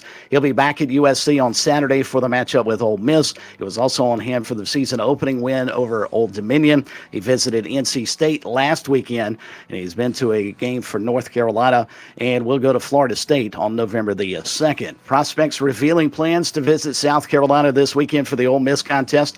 2026 class members, offensive tackle Bear McWhirter of Cartersville, Georgia, offensive tackle Leo Delaney of Charlotte, running back Jalen McGill of Mountain View, and quarterback Samari Matthews of Cornelius, North Carolina, along with defensive tackle Trayshawn Ruffin of Calypso, North Carolina. Also, several 2027 prospects, including quarterback Trent Seaborn of Alabaster, Alabama, and quarterback Shamar Tootle of Mobile, Alabama. Wide receiver Malik Clark of Rock Hill has been offered by both Washington and Colorado, and Steve Wiltfon of On 3 has logged an expert football prediction for South Carolina to land four-star wide receiver Donovan Murph of Irmo.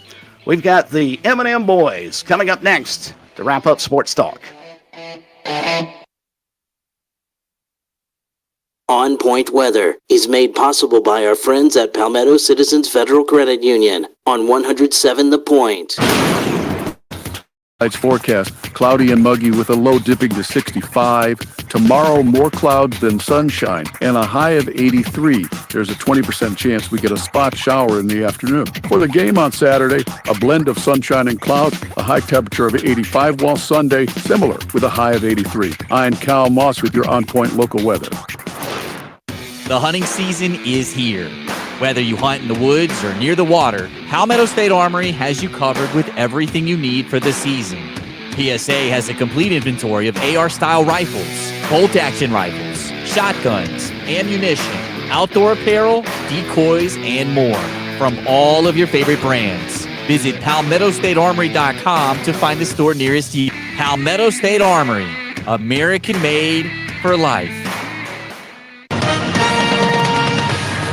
This is an SRN News special report. Dock workers will return to work. I'm Keith Peters.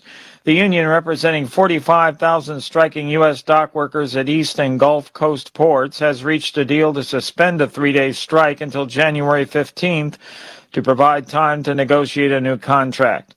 The union, the International Longshoremen's Association, is to resume working immediately.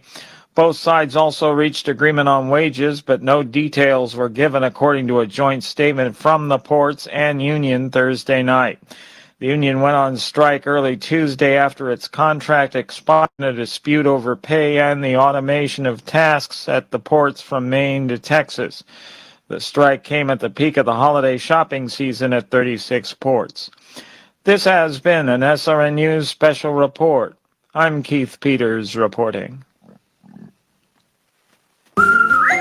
You don't normally call a plumber until you need a plumber. Well, if you need one today or if you need one tomorrow, I want you to remember Franklin Plumbing and Drain Cleaning. Listen, I might not know all the tricks to turning a wrench, but I do know how a plumbing company should work and how to treat people. My dad was a plumber. My grandfather was a plumber, and so were 3 of my uncles. Franklin Plumbing and Drain Cleaning does it right. They are the epitome of customer service. They're locally owned and operated, and Josh and his team, well, they put customer service as the top priority for Franklin Plumbing and Drain Cleaning. I've never known a business owner more intent on making it a great experience for people. And let's face it, when you have a plumbing crisis, well, that could be traumatic. They specialize in service and replacement issues for your home or for your business. They've been to my home and fixed 3 different plumbing issues I had in the house. If you need them, they're there to help. Online at franklinplumbing.sc.com or call Franklin Plumbing and Drain Cleaning 799-2222. That's 799-2222. And tell them Kev sent you from The Point.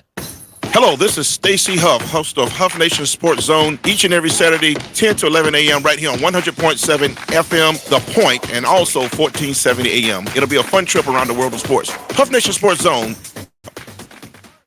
Want to hear my success story? I'm Fran Halloran, the money coach. I'm celebrating a decade of partnering with The Point. It's one of the best decisions I ever made. I've used The Point to significantly grow my small business. It started with a meeting with Kevin Cohen. Do you own a small business? Are you on a limited budget? No problem. Reach out to Kev at 563-8558. Get a customized plan and start your journey to business growth with The Point today. Success is one call away. Take the leap.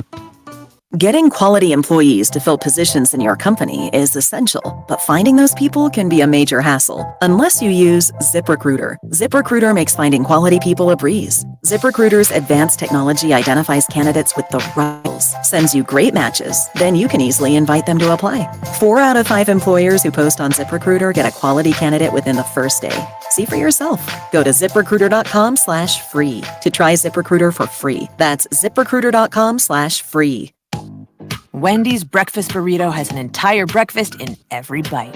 Fresh cracked eggs, seasoned potatoes, American cheese, cheese sauce, and sausage or bacon. So the first bite is like fresh cracked American cheese, bacon.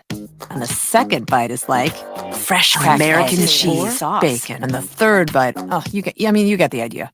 The boss of breakfast burritos, gotta be Wendy's. Participating U.S. Wendy's during breakfast hours. Join Monday mornings at 7:31 a.m. for Straight to the Point with Pastor Steve Williamson. That's Straight to the Point, weekday mornings, 7:31 a.m. here on The Point, 100.7 FM.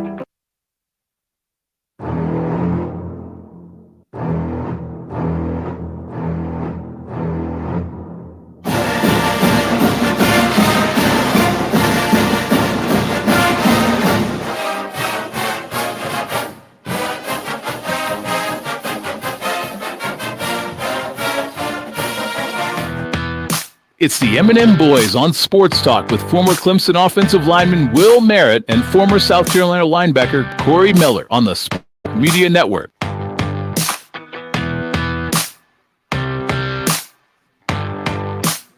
Turning for home on a big Thursday edition of Sports Talk Media Network. Glad to have you along for the ride up until 8 o'clock. Time to get into a little more college football. If you haven't gotten your fill already tonight, as we welcome in the M&M Boys, former Clemson Tiger Will Merritt, former South Carolina Gamecock Corey Miller. And guys, appreciate you coming back with us this Thursday. And Will, let's start with you. First off, how are things up in the upstate? You guys safe? How did you make it through the storm over the weekend? Well, I mean, yeah, we're safe. Everything's pitch black. We got no power, so we're. But hey, listen, we got hot water and cold water, and so we're good to go. I mean, as Corey knows, country boys can survive, so we'll be all right. We're not supposed to have hurricanes hit the upstate, though. Will, have they given you any indication as to when you'll get power back? Because I've seen a lot of spots in the upstate starting to get the lights turned back on. Yeah. I mean, but I live way out in the country, man. I'm going to be the last person to get power, but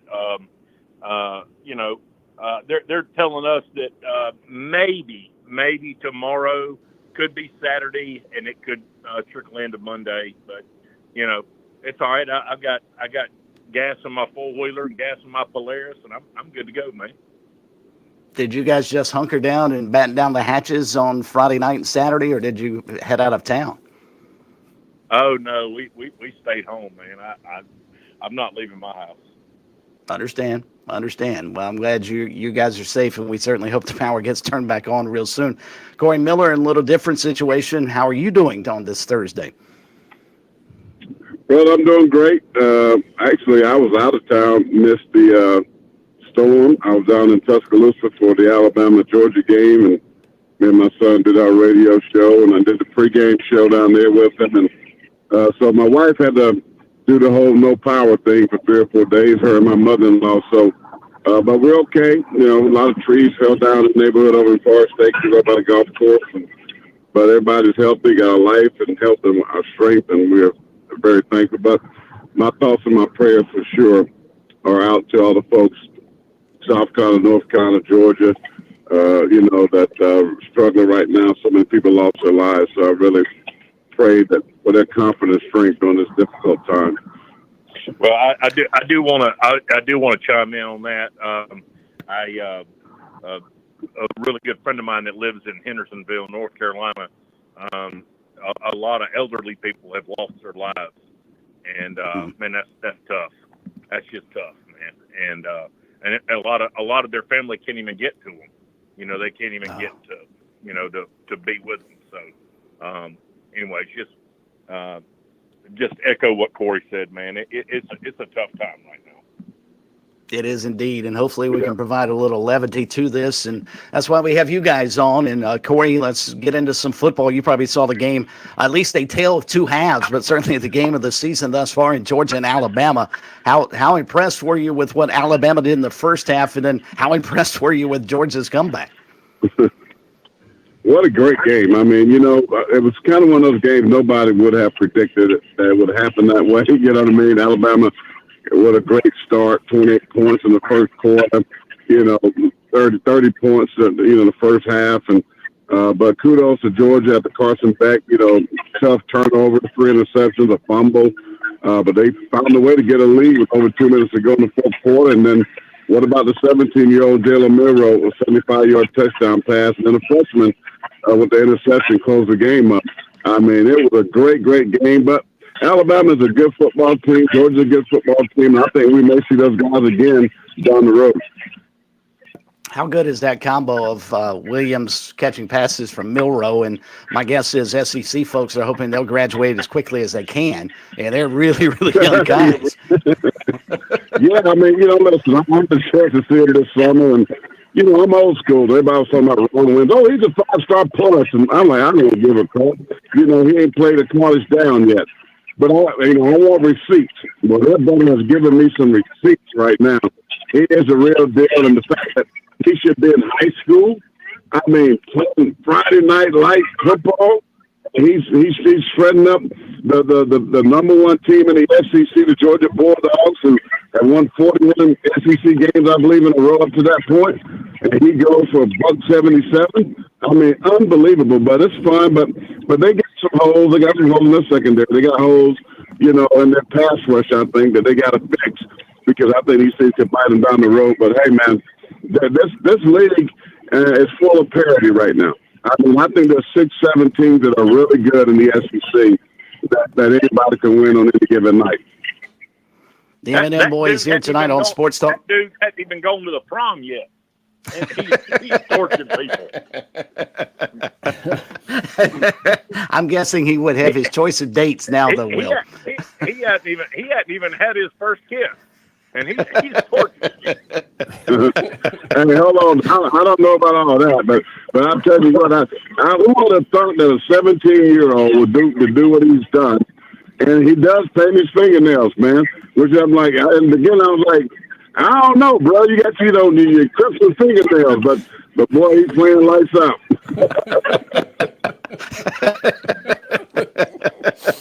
Speaking of playing lights out, Will, you've got to be awfully impressed with what you've seen from your boys, especially again this weekend with the offense. Just the way Clemson is cooking on all cylinders right now. Your takeaways from another big blowout win by them this past weekend over Stanford. Yeah, it's been kind of interesting because everybody talked about how bad we played. And, when you play, if you play as horrible as everybody says we played and you still win by 30, I mean, really? Have you played that bad? I know the first half wasn't great, but the second half was good. And then, it's always going to be an interesting situation going down to Tallahassee. I mean, we know that. I mean, it's always Doak Walker is always a tough place to play. But, I really like the way this team has come together offensively. And defensively, yeah, I mean, I understand that everybody said they wish they hadn't given up as many yards as they did, but you know what? I mean, I think it was a good thing for Clemson to go through some struggles before they go on the road. So I still like where this team is. Bill, obviously, Cade Klubnik's been a lot better this year, and you've seen the growth from him. But how much of this is a function of that receiving core getting healthier? I wonder, how much do you measure this? Klubnik getting better, Garrett Riley obviously more comfortable his second year, the impact of somebody young like Bryant Wesco, but then also guys like Adam Randall and Antonio Williams just feeling better this year. Well, I think anytime a quarterback has options, anytime he has multiple options, and last year he just didn't have any options. This year, I mean, he's got 6 options to be able to go to. And I just think that not only the maturation of the freshmen, from the get-go, but I also think that just the fact that the tight ends are catching the ball, Phil Maffa is catching it out of the backfield. I just think that he's just got multiple places to be able to go with the football, and I think that makes him a better quarterback. It would make anybody a better quarterback. If you got places to just toss it up and let those Frisbee catching dogs go up and get it. Well, I'm not sure there was a game on Clemson's schedule before the season began that had a bigger circle around it than this coming Saturday at Florida State. Now I'm sure everybody's trying to erase it as quickly as they can because I just don't see a Florida State team that anywhere close to what we anticipated. Now DJ Uiagalelei is not going to play. I mean, how do you think Clemson handles the situation at Florida State with them being as bad as they have been thus far? I never say anything bad about FSU simply because I played against them and they beat the crap out of me. And so I'm just telling you right now, you're not going to hear me say anything negative about FSU. Now, I do not think this is Bobby Bowden's FSU. I do believe this is a depleted Florida State team, and I fully anticipate going down there and winning the ball game. But at the same time, I mean, it's still a tough place to play, and they still have athletes. That's what people forget. Florida State still has athletes at every position. They've recruited well, and so I mean, you catch them on the right night. I mean, who knows? All right, Corey, let's check in on the Gamecocks after the open date. First off, when you were a player and you hit sort of the quarter pole of the season, how nice would it have been, or was it, to get a week off away from football, and how much do you think the Gamecocks benefited from the open date? Well, I think, those are really good. They had a chance to self-evaluate, and that's what you do in that bye week. You look at what you put on tape, up to that point, you can look at that, what changes you need to make. You hopefully, it came in a good time because of Norris Sellers and the Rocket gets a chance to get back healthy, to your better offensive players. So those things were great. And then now they're a little bit eager, but unfortunately they're getting ready to catch a team that just lost, an Ole Miss, who were the top 7 ranked team, to a team that they hammered in Kentucky. So you're going to get an angry team. So hopefully they're going to be hungry, they're a little bit healthier, and ready to rock and roll. But Vikings are good. I never had one this early in the season, but I think the way things are structured now with the new, new added teams and things like that, I think it came at a great time. Well, with that being said, what do the Gamecocks need to do against Ole Miss, who, as you pointed out, I think will probably come in with a chip on their shoulder Saturday, to maybe not have a repeat of the LSU game where they lose it late and be able to hold on and win a big ball game for them? Well, they're going to have to score. I mean, so the North Sellers, I'm assuming, going to get the start. Hopefully, Rockets going to be ready to rock and roll. But I think the best offense is going to be their run game. They're going to have to keep away from this Lane Kiffin offense. We know they got Juice Wells and a plethora of other guys that can get up and down the field and catch the ball. We know Jackson Dart is maybe a top 2 quarterback in the SEC. He's phenomenal. He can throw it. He can run it. This team is loaded with talent. I don't know why they lost, how they lost to Kentucky, but this team, Ole Miss, offensive line, defensive line, the best they've had in years under Lane Kiffin. South Carolina's going to have to play an A+ game. But the crowd's going to be loud. The sandstorm's going to be going. Those guys are going to be eager. I think the defensive line is one of the best in the country. They're going to come out with 8 deep guys. Going to stay fresh. They're going to need to be fresh against this team that's going to pass it a lot. But I think they're going to have to control the clock by running the football. Can they run the football? Can they convert on third downs, keeping it third and short? That's going to be key in these types of ball games. But that's going to be, remain to be seen. But I think South Carolina will have a chance. And I like this football team. I like the moxie. I like the confidence. I really love the defensive line. I love the pass rush. And the secondary, that Johnny on the spot, they'll pick the ball off. They'll return it for touchdowns. But I think the offense and the lower sellers can't make mistakes, can't turn it over, but you got to control the clock. That's going to be the key issue in this ball game. Corey Miller, Will Merritt joining us here on Sports Talk. Corey, you were shoulder pad to shoulder pad with some of the great pass rushers to ever play, like Chris Dolman and Lawrence Taylor and Michael Strahan. So I'm watching Kyle Kennard. You said South Carolina's defensive line is excellent. I'm looking at Kyle Kennard specifically. I just see that he lives in the opposing backfield. What can you tell me from a football perspective when you see a great pass rusher? What is it that they can do? Because it's not just being a great athlete. There's a lot of great athletes, but some guys have something special, and I'd like to know what it is that makes them that penetration they get where they're always in the quarterback's mustache. Well, I think his length is a big thing. The guy's long arms. He gets a good get off the ball. He works the edges of offensive tackles, because one of the things that you coach and you teach is to try to work half a man, right? We know they can't bull rush these guys, but they got to work half a man. They got to make tackles come up into space, make them move their feet, get them off balance, be able to work counter moves. He has all of that. I think he has a good bend around the corner. He's got that long reach, and he has counter moves, right? And I like that about him. And I think one of the most important things is his heart, his motor. This dude plays hard, man. He plays hard. Even if he's blocked initially, he don't stay blocked. He continues to come after the quarterback. And I think that's something Dylan Stewart's going to have to learn. He's still young. He possesses probably a lot more athleticism than Kennard, but he needs to learn from a guy that's been doing it a lot longer. But I think, man, this guy is phenomenal. I think he has 5.5 sacks or so right now in the year. I think when you got 2 guys, that's the bookends, if you will. Me and Joe Jackson back in the day. Me and Lawrence Taylor in the early years of the New York Giants. We make guys come out in space. I want you to tell me, make them move their feet. Make them uncomfortable. They love for you to think you're macho and try to bull rush it. You just block yourself. But when you can make him come out in space, now, man, you can get that wiggle. You can work him inside. You got 2-way goals. You got all that good stuff. And Kennard and I think Dylan Stewart both are excellent at those types of things. I think they're going to need that this weekend against Ole Miss, because pressure on Jackson Dart is going to be imperative. Let me echo that, Smitty. And I'm just going to say, from an offensive lineman standpoint, when you're always guessing what the guy's going to do, you never know what they're what they're going to bring to the table on any play. When you're always guessing, man, that's a nightmare for an O lineman. Yeah, sure.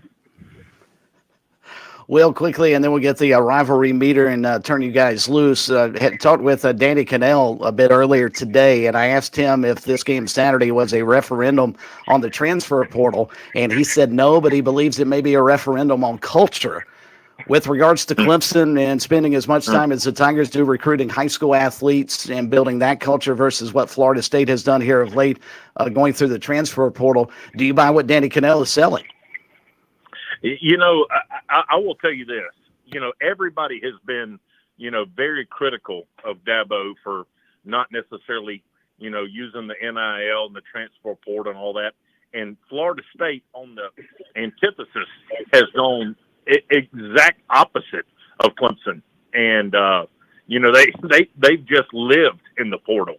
And you can see the success of Clemson. You can see the demise of FSU. So, I think Danny Cannell's he's probably got it right.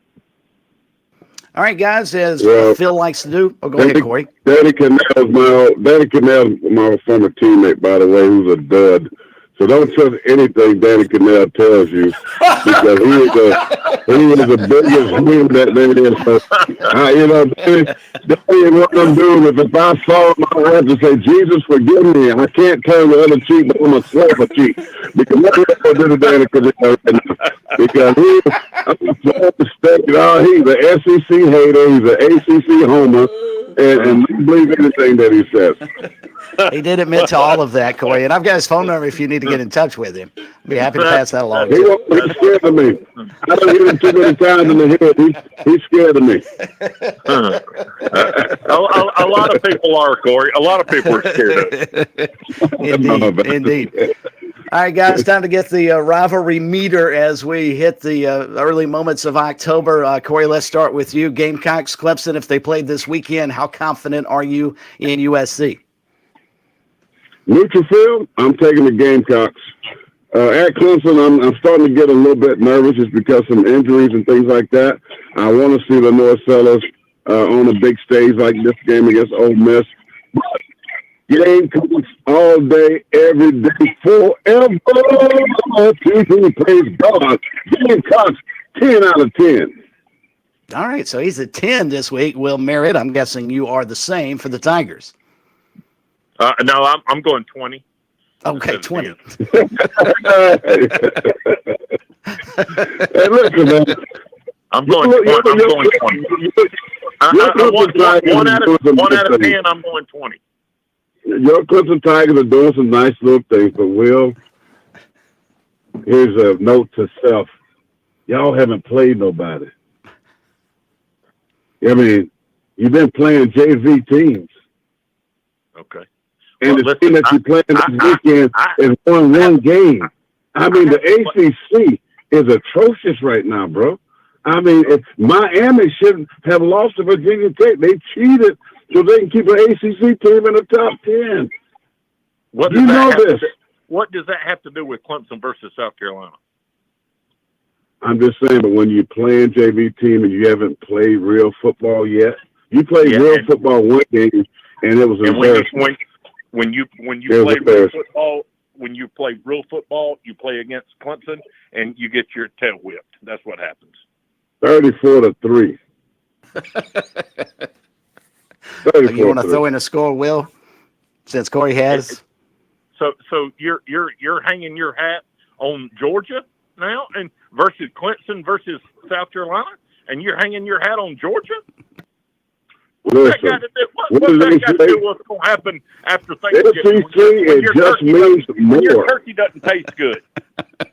Listen, bro, that little 6 foot, 178-pound quarterback you got, that defensive line that PFF says is the best in the country, he's getting ready to run for his life, buddy.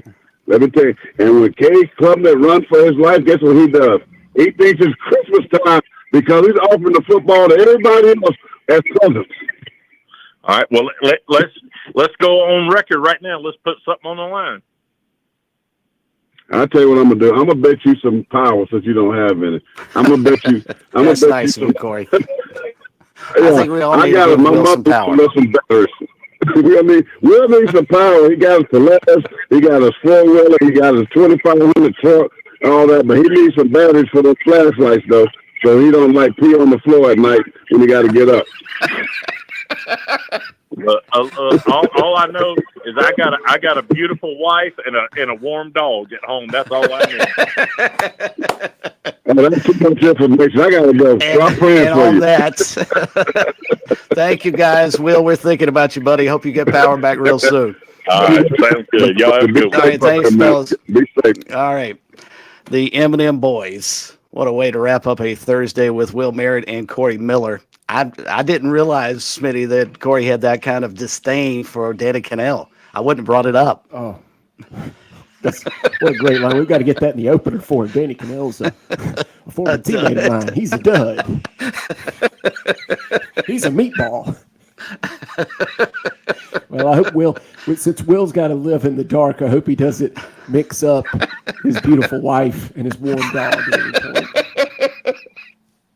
And we need to get him some wires. I don't know Was he saying that the other guy's dog was cold and his other wife was beautiful? I mean, I'm just confused by the whole conversation. I think. Hey, but you know what? I'll go back to something.